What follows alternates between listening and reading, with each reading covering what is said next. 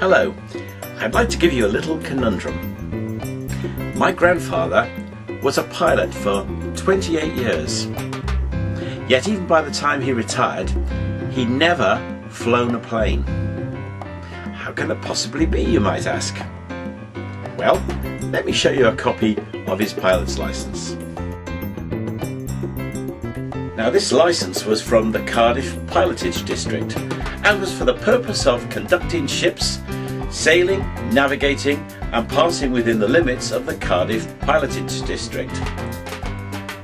That's right, he was the sort of pilot that navigates ships into harbour, in this case Cardiff, Barry and Penarth. I'm reminded of my grandfather each time I go to Landguard to see the ships, because invariably a Harwich Avon pilot launch is moving around the harbour. The largest container ships in the world call at Felixstowe, and to do so they must navigate the relatively shallow waters of Harwich Harbour. The only way big ships can get into harbour is via a dredged channel. It's quite narrow, particularly around Landguard Point, and it needs good local knowledge to get ships in and out without running aground or colliding with something else. Even with all the modern technology, there's no substitute for good local knowledge, and it's the job of the pilot to go on board the ship and navigate these large ships in and out of port. All ships over 50 metres in length coming in and out of the haven, whether bound for Felixstowe, Ipswich, Harwich or Manningtree, must have a pilot. The only ships exempt are those whose masters hold a pilotage exemption certificate, usually ferries and other ships which are very regular visitors to the haven. My grandfather was a pilot first class, which meant he could pilot any size or type of ship that could fit into Cardiff, Barry or Penarth docks. In his time he piloted coalers, tankers, refrigerated transport, general cargo, banana boats, military and even the Royal Yacht Britannia. The masters of these vessels knew that if my grandfather was on board, their ship could safely get through what were, and still are, very treacherous waters. The piloting of ships goes deep into antiquity because it's always been necessary to have local knowledge in order to get into many harbours in the world. Pilots are even mentioned in the Bible.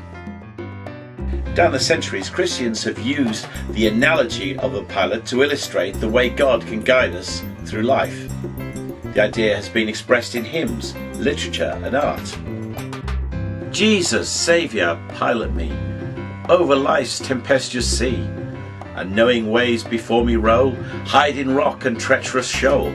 Chart and compass come from thee, Jesus, Saviour, pilot me. These were lyrics of a hymn entitled Jesus, Saviour, pilot me, and it's based on the notion that we have a choice in life as to whether we decide to live our life with God guiding us or whether we decide to go it alone.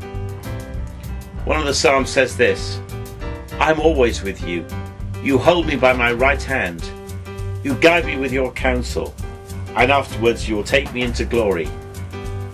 Whom have I in heaven but you?